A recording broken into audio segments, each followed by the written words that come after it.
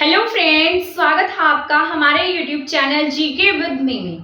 तो आज के इस क्लास में हम पढ़ना शुरू करेंगे इंडियन पॉलिटिक्स के कुछ टॉपिक्स के बारे में, क्योंकि आपको पता है आपके हरियाणा सीटी के एग्जाम में इंडियन पॉलिटिक्स के कुछ टॉपिक दिए गए हैं और उन्हीं टॉपिक को ध्यान में रखते हुए मैं आपको ये जो क्लास है ये करा रही हूँ। ठीक है, इस क्लास में हम पढ़ेंगे प्रियम्बल के बारे में, यानी कि प्रस्तावना के बारे में कि प्रस्तावना क्या होती है। आपको पता होगा आपका जो ग्रुप 56 एंड 57 है उसमें इंडियन पॉलिटिक्स के कुछ टॉपिक दिए गए हैं, जैसे आपका प्रियम्बल है। ठीक है, प्रियम्बल के साथ साथ फंडामेंटल ड्यूटीज दी गई है। क्या दी गई है इसमें? फंडामेंटल ड्यूटीज है।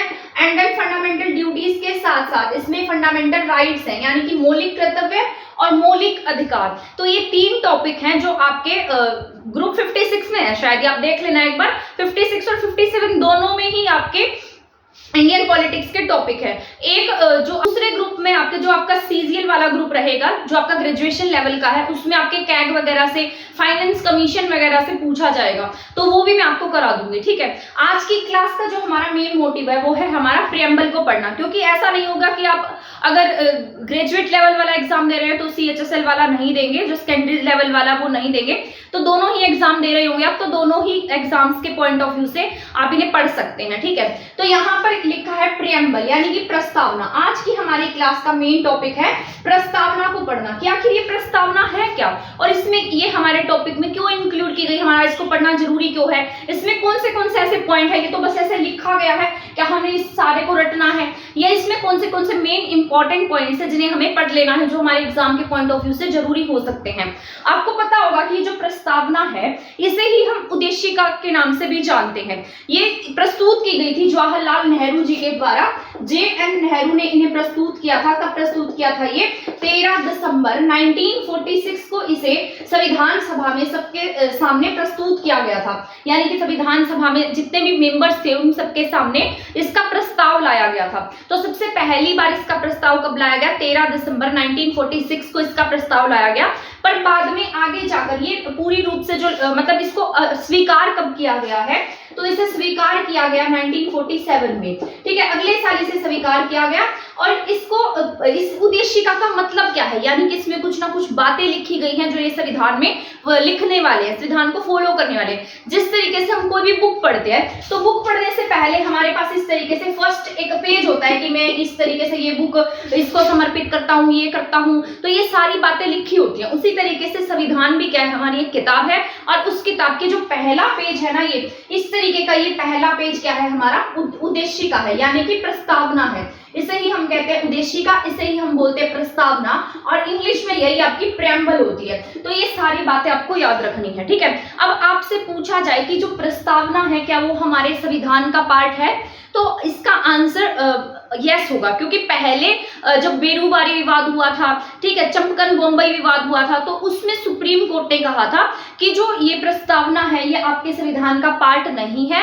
लेकिन बाद में जब केशवानंद भारती केस हुआ 1973 में जब केशवानंद भारती विवाद हुआ और वर्सेस केरल सरकार, ठीक है, तो यहाँ पर क्या कहा गया कि जो प्रस्तावना है वो किसका पार्ट है, आपके संविधान का पार्ट है। और बल्कि ये संविधान का पार्ट ही नहीं है, ये क्या है, संविधान की सोल है, यानी कि संविधान की क्या है, आत्मा है। और इसे ही क्या कहा गया कि ये क्या है, संविधान की कुंजी भी है। संविधान की कुंजी जो प्रियम्बल है, प्रियम्बल को संविधान की कुंजी सबसे पहली बार अंबेडकर जी ने कहा था। ठीक है, तो BR अंबेडकर जी ने इसे संविधान की कुंजी कहा। बाद में केशवानंद भारती केस में जो हमारा सुप्रीम कोर्ट है उसने इसे क्या कहा कि ये संविधान की आत्मा है और संविधान की कुंजी है। आपने देखा होगा कि जो बुक्स होती हैं, बुक्स का जो फ्रंट पेज होता है, यानी कि उसमें कुछ जो बातें लिखी गई होती है फर्स्ट पेज पर इस तरीके से, ठीक है, कि मैं ये बुक इसको समर्पित करता हूँ, इस तरीके से मैंने इससे प्रेरित होकर ये किताब लिखी है, तो क्या वो उस बुक का पार्ट नहीं मानी जाती है? तो वो बुक के अंदर होती है, तो बुक का हिस्सा होती है। उसी प्रकार से हमारी जो प्रस्तावना है वो भी क्या है, हमारे संविधान का पार्ट है। तो आपसे अगर पूछा जाता है कि बताइए कि जो प्रस्तावना है क्या वह संविधान का पार्ट है या नहीं है, तो आप क्या टिक करेंगे कि जो प्रस्तावना है वो हमारे संविधान का पार्ट है। पर पहले ही हमारे संविधान का हिस्सा नहीं मानी गई थी, सुप्रीम कोर्ट ने इसके लिए मना कर दिया था।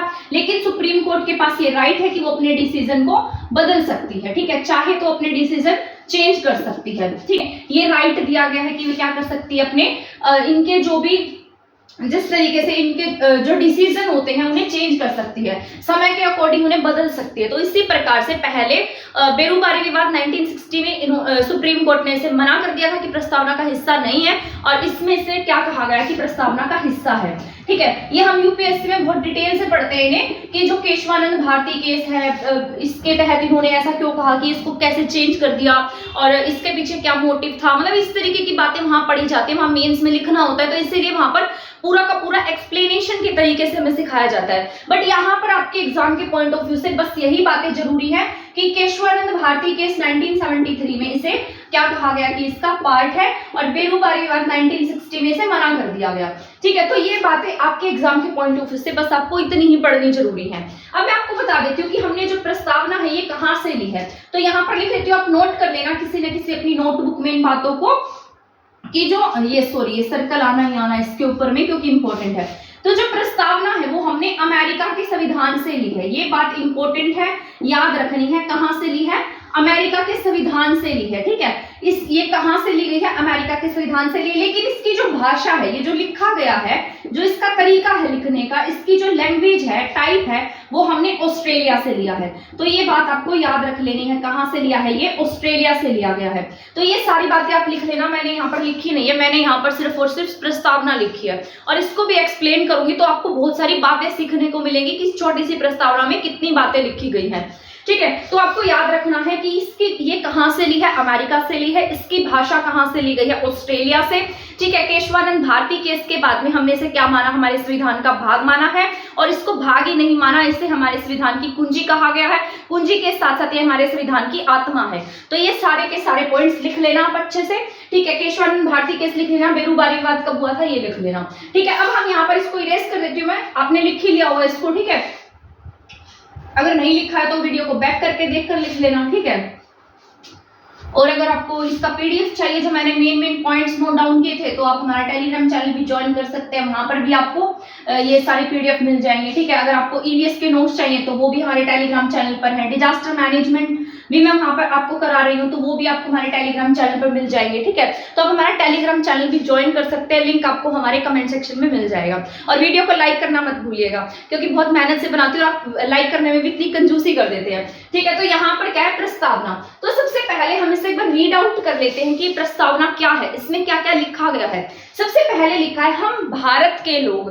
पहले क्या लिखा है? हम भारत के लोग। ठीक है, इसको समझना, हम भारत के लोग, भारत को एक, ठीक है, संपूर्ण प्रभुत्व संपन्न, इस पे भी सर्कल आएगा, इंपॉर्टेंट, मोस्ट इंपॉर्टेंट है। ठीक है, हम भारत के लोग, भारत को एक संपूर्ण प्रभुत्व संपन्न, ठीक है, तो यहाँ पर क्या आएगा? संपूर्ण प्रभुत्व संपन्न समाजवाद, ठीक है, पंथ निरपेक्ष, लोकतांत्रिक गणराज्य। तो कितने पॉइंट्स पढ़े हमने? 5। सबसे पहले हमने क्या पढ़ा यहाँ पर? संपूर्ण प्रभुत्व संपन्न समाजवाद, पंथ निरपेक्ष, लोकतंत्रात्मक गणराज्य। तो पहले यहां तक ही मैं आपको एक्सप्लेन कर देती हूँ इसको कि ये क्या लिखा गया है। तो यहाँ पर है हम भारत। भारत शब्द का यूज देखो कितनी बार हुआ है। तो सबसे पहले आप देख रहे हैं भारत शब्द का यूज यहाँ पर 2 टाइम्स किया गया है। आगे पूरी प्रस्तावना में आपको भारत शब्द का यूज कहीं भी नहीं मिलेगा। ठीक है, और एक बात बताती हूँ, इसमें प्रस्तावना में कहीं पर भी संघ शब्द का यूज नहीं हुआ है। किसका यूज नहीं हुआ? संघ शब्द का यूज नहीं हुआ है। और इसके साथ साथ इसमें मताधिकार शब्द का भी प्रयोग नहीं किया गया है। तो ये बातें आपको याद रखनी है, क्योंकि आपसे ना इस तरीके से ऑप्शन बनाकर दे देगा कि बताइए इसमें से कौन सा वर्ड जो है वो आपकी प्रस्तावना में नहीं है। तो अगर आपने इसको नहीं पढ़ा होगा, रीड आउट नहीं किया होगा, तो आप इसे टिक नहीं कर पाएंगे। तो यहाँ पर सबसे पहले है संपूर्ण प्रभुत्व संपन्न। भारत शब्द का प्रयोग कितनी बार हुआ? 2 बार हुआ है। इसके बाद यहाँ पर संपूर्ण प्रभुत्व संपन्न। अब संपूर्ण प्रभुत्व संपन्न का मतलब क्या है? इसका मतलब ये होता है कि जैसे हमारा देश आजाद हुआ था, तो आजाद होने से पहले हम क्या नहीं थे? इंडिपेंडेंट नहीं थे, हमारे डिसीजन खुद से नहीं ले सकते थे, क्योंकि ब्रिटिश गवर्नमेंट हमारे डिसीजन लेती थी, वही हमारे यहाँ पर गवर्नमेंट चला रही थी, रूल कर रही थी। लेकिन जैसे ही हम आजाद हुए तो हमने क्या कहा कि हम क्या है, अपने डिसीजन लेने में पूर्ण रूप से संपन्न है। हमें किसी दूसरे देश की जरूरत नहीं है कि वो हमारे यहाँ पर आकर प्लानिंग बनाए, हमारा संविधान लिखे या हमारा कोई भी काम करे। तो हमारे अंदर इतनी पावर है कि हम अपना काम खुद से कर सकते हैं। हम क्या है? खुद से इसमें संपूर्ण प्रभुत्व संपन्न है, यानी कि पूर्ण रूप से क्या है? संपन्न है अपने डिसीजन लेने में, अपनी प्लानिंग्स बनाने में, अपना जो भी काम है उन्हें करने में। तो यहाँ पर संपूर्ण प्रभुत्व संपन्न का मीनिंग यही है कि हम अपने डिसीजन लेने में खुद से सक्षम है, हमें किसी की नीड नहीं है। इसके बाद है समाजवाद। आपको मैं बता देती हूँ कि हमारी जो प्रस्तावना है इसमें सिर्फ एक ही बार अमेंडमेंट किया गया है, और जब इसमें अमेंडमेंट किया गया था तो इसमें 3 शब्दों को ऐड किया गया था, वो भी मैं आपको बताऊंगी। यहाँ पर आप देख रहे हैं जैसे समाजवाद है, तो समाजवाद इसके साथ साथ पंथ निरपेक्ष, एक शब्द आगे हम पढ़ेंगे तो उसके बारे में भी बताऊंगी, ठीक है। लास्ट में सारा रिवाइज करा दूंगी, टेंशन मत लीजिए। तो यहाँ पर क्या है, समाजवाद, ठीक है। समाजवाद का मतलब क्या होता है कि हमारा देश जो है वो क्या करेगा, समाज की भलाई के लिए काम करेगा। आपको पता होगा कि 2 तरीके की अर्थव्यवस्थाएं होती है, एक समाजवादी और एक पूंजीवादी। पूंजीवादी जैसे अमेरिका जैसे देश पूंजीवादी है, क्योंकि वो सिर्फ पूंजीपतियों के उत्थान के लिए काम करते हैं, वहां पर गरीबों के उत्थान के लिए काम नहीं किया जाता यहाँ। और समाजवाद में क्या होता है कि लोगों की भलाई के लिए काम किया जाता है, जो गरीब तबके के लोग हैं उन्हें ऊपर उठाने का काम किया जाता है, उनकी भलाई के लिए काम किया जाता है। तो यहाँ पर समाजवाद यानी कि ये भारत क्या करेगा, समाज के लोगों के लिए काम करेगा, ठीक है। समाजवाद इसीलिए ऐड किया गया, यानी कि इसमें समाज के लोगों की भलाई की जाएगी। अब ये भलाई कैसे होगी, जैसे आपने देखा होगा कि जो सरकार है वो क्या करती है, बहुत सारी योजनाएं लाती है। जैसे किसी में आपको स्कॉलरशिप दी जाती है, किसी में आपको दाल चावल दलिया इस तरीके की चीजें बांटी जाती है, ठीक है। राशन डिपो पर राशन फ्री में बांटा जाता है। आपने देखा होगा जब वैक्सीनेशन का टाइम आया था तो इंडियन गवर्नमेंट ने वैक्सीनेशन फ्री में दी थी। तो ये सभी क्या है, समाजवादी तो है यहाँ पर। तो यहाँ पर समाजवाद का मतलब ये है। इसके बाद हम बात कर लेते हैं पंथ निरपेक्ष की, ठीक है।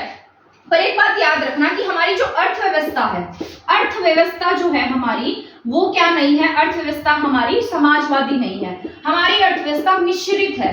परंतु हमारी प्रस्तावना में हमने क्या कहा है, समाजवाद। यहाँ पर इसका मतलब यही है कि हम किसके लिए काम करेंगे, जो समाज के लोग हैं उनके लिए काम करेंगे। यानी कि कोई भी सरकार को ऐसा नहीं करना चाहिए कि जिसका यूज बहुत बड़ी समाज की भलाई के लिए हो रहा है उसे जो है वो प्राइवेटाइजेशन में नहीं लाना चाहिए, उसे समाज के लिए ही करना चाहिए, समाज के लोगों के लिए उसे चलने देना चाहिए। जैसे रेल है, ठीक है, तो बहुत बड़ा तबका रेल का यूज करता है, तो समाज की भलाई के लिए कि कम पैसों में हम आसानी से आ जा सकते हैं। तो यहाँ पर क्या, हमारी जो अर्थव्यवस्था है वो मिश्रित अर्थव्यवस्था है, ये बात याद रखनी है।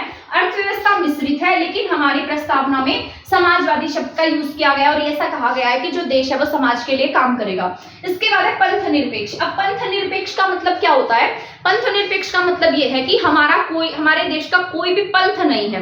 पंथ का मतलब होता है कोई रिलीजन नहीं है। इसका मतलब धर्म निरपेक्ष और पंथ निरपेक्ष में थोड़ा डिफरेंस होता है। पंथ निरपेक्ष का मतलब ये होता है कि जो हमारा देश है वो किसी भी रिलीजन को नहीं मानता, यानी कि वो ये नहीं कहता कि मैं हिंदू राष्ट्र हूं, मैं मुस्लिम राष्ट्र हूं, मैं अल्पसंख्यक हूं या मैं सिख राष्ट्र हूं। ऐसी बात हमारा देश नहीं करता है। हमारा देश क्या कहता है कि मैं न्यूट्रल हूं, ठीक है, मेरा कोई भी धर्म नहीं है। आपकी मर्जी है, आप किसी भी धर्म को अपना सकते हैं, ठीक है, आप कोई भी रिलीजन अपना सकते हैं, सबका सम्मान करता है, ठीक है। और यहाँ पर धर्म निरपेक्ष की अगर हम बात कर लेते हैं तो जैसे चाइना जैसे देश है वो क्या है, धर्म निरपेक्ष है। इसका मतलब ये थोड़ी सी नेगेटिव सेंस देता है। इसका मतलब ये होता है कि किसी धर्म से चिढ़ने लग जाता है कि ये क्या करेगा, जैसे अगर आप हिंदू राष्ट्र हैं तो ऐसा क्यों है, तो इसके लिए क्या करता है, दूरी बना लेता है उन चीजों से, नेगेटिविटी क्रिएट करता है। तो ये क्या है, धर्म निरपेक्षता होती है। तो धर्म निरपेक्ष एक नेगेटिव शब्द है, लेकिन पंथ निरपेक्ष हमारे लिए पॉजिटिव शब्द होगा, क्योंकि ये दूर तो रहता है लेकिन दूर रहते हुए भी सभी रिलीजन की क्या करता है, रिस्पेक्ट करता है।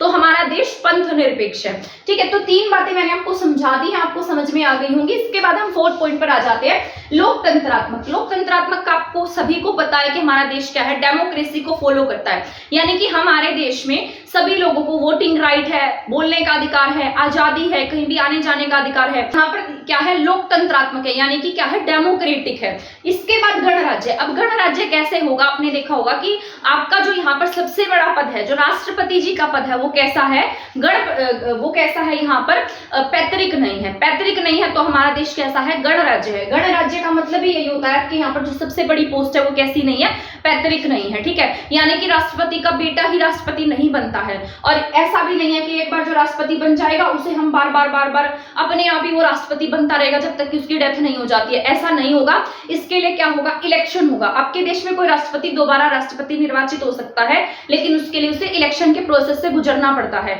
अगर वो वहां पर जीत हासिल कर लेता है तभी वो क्या बनता है, राष्ट्रपति बनता है। तो यहाँ पर गणराज्य का मतलब ये है कि आपके यहाँ पर जो सबसे बड़ी पोस्ट है, राष्ट्रपति की पोस्ट है, वो कैसी है, आपके यहाँ पर पैतृक नहीं है। तो ये पांचों पॉइंट आई होप आपको समझ में आ गए होंगे। सबसे पहले हमने पढ़ा है संपूर्ण प्रभुत्व संपन्न।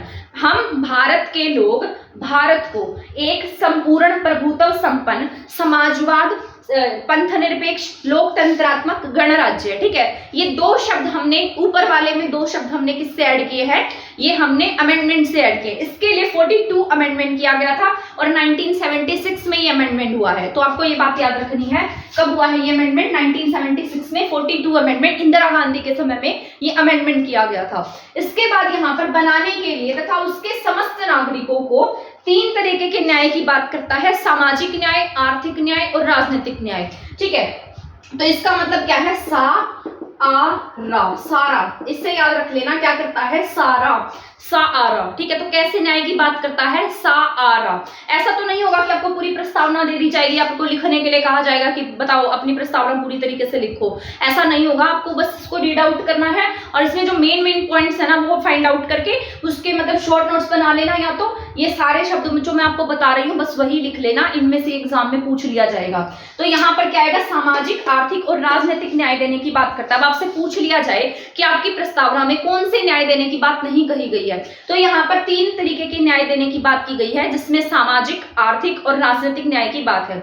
इसके बाद विचार, ठीक है, इसके साथ साथ विचार, अभिव्यक्ति, विश्वास, धर्म और उपासना की स्वतंत्रता, प्रतिष्ठा और अवसर की समानता प्राप्त कराने के लिए, यहीं तक हम पढ़ते हैं, एक बार क्लियर कर लेते हैं इस बात को। तो यहाँ पर क्या लिखा गया है, विचार यानी कि हम अपने थॉट्स, हमारी अभिव्यक्ति, हमारे बोलने की आजादी, आर्टिकल 19 में हमें क्या है, बोलने की स्वतंत्रता, हम अपनी बात कह सकते हैं, अपने विचार प्रस्तुत कर सकते हैं, ठीक है। इसके साथ साथ विश्वास, धर्म, कोई भी धर्म अपना सकते हैं, किसी भी रिलीजन में विश्वास कर सकते हैं, और यहाँ पर उपासना की स्वतंत्रता, किसी भी भगवान की पूजा कर सकते हैं। इसके साथ साथ यहाँ पर प्रतिष्ठा और अवसर की समानता, प्रतिष्ठा में हम गरिमा में पूर्ण जीवन जी सकते हैं, अवसर की 16 जो है वो यहाँ पर आर्टिकल 16 अवसर की समानता की बात करता है, ठीक है, कि हमें क्या होगा, सभी को अवसर, समान अवसर देंगे, समान अवसर की बात कही गई है कि सभी क्या है, सभी को समान अवसर दिए गए हैं। तो इस तरीके से आपके जितनी भी बातें हैं ना ये यहाँ पर लिखी गई हैं। ये मौलिक अधिकारों में हम पढ़ेंगे जब हम फंडामेंटल राइट में आपको पढ़ाऊंगी, ठीक है, तो उनमें ये सारी बातें कही गई हैं। तो यहाँ पर ये क्या कहता है, इसके साथ साथ हमें विचारों की, अभिव्यक्ति की, विश्वास और धर्म की, उपासना की स्वतंत्रता की, प्रतिष्ठा की और अवसर की समानता प्राप्त कराने के लिए, और उन सब में व्यक्ति की गरिमा और राष्ट्र की एकता। तो इन सब में क्या है, व्यक्ति की जो गरिमा है और साथ साथ राष्ट्र की एकता, यानी कि हम क्या करेंगे, राष्ट्र की यूनिटी को बनाकर रखेंगे और उसकी अखंडता को, यानी कि कोई ऐसा काम नहीं करेंगे जिससे कि हमारे देश में क्या हो, अखंडता आए। यानी कि जैसे आपने देखा होगा हमारा इंडिया है, इंडिया में बहुत सारी स्टेट्स है, तो हम ऐसा कुछ नहीं करेंगे कि हमारी जो स्टेट है हम क्या करें, ऐसे कहने लग जाएंगे हम इंडिया से अलग होंगे, हम ये करेंगे, हम वो करेंगे, हम अलग से देश बनाएंगे, ऐसा हम नहीं कहेंगे, ठीक है। तो क्या करेंगे, हमारे राष्ट्र की एकता यानी कि भाईचारे को बनाकर रखेंगे, एकता, यूनिटी को बनाकर रखेंगे, अखंडता सुनिश्चित कराने वाली बंधुता, ठीक है। तो बंधुता शब्द का प्रयोग पूछा जाए, अब ये जो अखंडता शब्द है ये भी कब ऐड किया गया, हमने 1976 में ऐड किया है 42 अमेंडमेंट से। तो 3 शब्द आपके बाद में ऐड हुए हैं। सबसे पहले समाजवाद, समाजवाद के साथ साथ पंथनिरपेक्ष और इसके साथ साथ अखंडता, तो 3 शब्द बाद में ऐड हुए हैं। ये अमेंडमेंट से 42 अमेंडमेंट 1976 हमने इसमें ऐड किए हैं। सुनिश्चित कराने वाली बंधुता, बंधुता शब्द का प्रयोग फ्रांस की क्रांति से लिया है हमने, जो आपने पढ़ा होगा स्वतंत्रता, समानता, स्वतंत्रता और बंधुता, तो ये फ्रांस की क्रांति से लिया हमने। 1789 में फ्रांस की क्रांति हुई थी, उसी से प्रेरित होकर हमने हमारे जो प्रस्तावना है उसमें किसका यूज किया है, बंधुता का यूज किया है।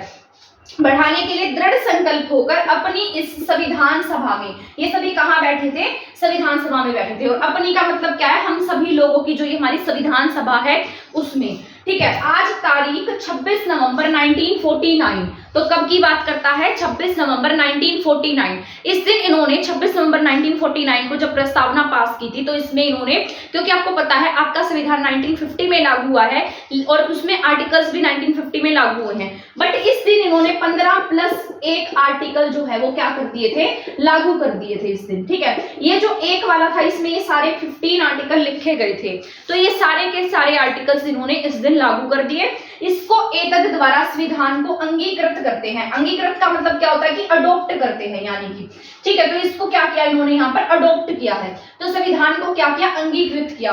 अंगीकृत किया, अधिनियमित किया, अधिनियमित भी बोल सकते हैं, अंगीकृत भी बोल सकते हैं। तो ये थी आपकी प्रस्तावना। तो यहाँ पर आपकी प्रस्तावना खत्म हो जाती है। एक बार मैं रीड आउट कर देती हूँ। हम भारत के लोग भारत को एक क्या बनाएंगे, संपूर्ण प्रभुत्व संपन्न समाजवाद पंथ निरपेक्ष लोकतंत्रात्मक और इसके साथ साथ गणराज्य बनाने के लिए तथा उसके समस्त नागरिकों को क्या देंगे, सामाजिक आर्थिक और राजनीतिक न्याय, सारा न्याय, इसके साथ साथ विचार के साथ क्या देंगे, अभिव्यक्ति के साथ साथ यहाँ पर क्या होगी, विश्वास, धर्म और उपासना की स्वतंत्रता, प्रतिष्ठा, ठीक है, और अवसर की समानता प्राप्त करने के लिए और उन सब व्यक्तियों में गरिमा और राष्ट्र की एकता अखंडता को बनाए रखने वाली, सुनिश्चित रखने वाली बंधुता बढ़ाने के लिए दृढ़ संकल्प होकर अपनी इस संविधान सभा में आज तारीख 26 नवंबर 1949 को इस एतद द्वारा संविधान सभा को क्या करते हैं, अंगीकृत करते हैं। तो ये थी आपकी प्रस्तावना जो आज के इस टॉपिक में आपकी कंप्लीट हो गई है। इसमें हमने क्या क्या पढ़ा है जो आपके एग्जाम के पॉइंट ऑफ व्यू से जरूरी है। जैसे प्रस्तुत किसने किया था, जवाहरलाल नेहरू ने किया था। ठीक है, ये कौन से कहाँ से ली गई है, अमेरिका से ली गई है। इसकी भाषा कैसी है, कहाँ से ली, हमने ऑस्ट्रेलिया से ली है। ठीक है, और ये इसमें कितनी बार अमेंडमेंट हुआ है, एक ही बार अमेंडमेंट हुआ है। और एक बार जब अमेंडमेंट हुआ था तो इसमें 3 शब्द जोड़े गए थे, समाजवाद, पंथ निरपेक्ष और अखंडता। इसको ऐसे भी याद रख सकते हैं कि समाज और पंथ को क्या नहीं कर सकते हम, खंडित नहीं कर सकते हैं। तो आप इसको ऐसे याद रख सकते हैं कि समाज को और पंथ को हम क्या नहीं कर सकते, खंडित नहीं कर सकते हैं। तो ये 3 बातें आप याद रख सकते हैं इसमें। ठीक है, और इसके साथ साथ भारत शब्द का प्रयोग हमने 2 बार किया है। 3 तरीके के न्याय की बात करता है साआरा, फ्रांस की क्रांति का शब्द 1789 वाला जो बंधुता है वो हमने इसमें ऐड किया है। और अलग अलग तरीके के मौलिक अधिकार यहाँ पर हमने लिखे हैं। ठीक है, और 26 नवंबर 1949 को इस एक द्वारा हमने क्या किया, इसे अंगीकृत किया है। हम भारत के लोग मतलब we the people of India, यहाँ पर बात करता है भारत के लोगों की। तो आज की क्लास में हमने प्रेम्बल पढ़ा है। मुझे पूरी उम्मीद है कि आपको प्रेम्बल अच्छे से समझ में आ गया होगा। तो मिलते हैं नेक्स्ट क्लास में हमारे फंडामेंटल ड्यूटीज के टॉपिक के साथ में, वो भी मैं आपको कंप्लीट अच्छे से समझा दूंगी, कोई भी डाउट नहीं रहेगा। नेक्स्ट क्लास में हम मौलिक अधिकारों के बारे में पढ़ेंगे। फिर जो भी फाइनेंस कमीशन और आपका जो जिस तरीके से जो टॉपिक कैग का टॉपिक दिया गया है वो मैं आपको पढ़ा दूंगी। तब तक के लिए आप हमारे चैनल के साथ बने रह सकते हैं। वीडियो को लाइक करना, शेयर करना और चैनल को सब्सक्राइब करना नहीं भूलेगा। आपका बहुत बहुत थैंक यू एंड धन्यवाद।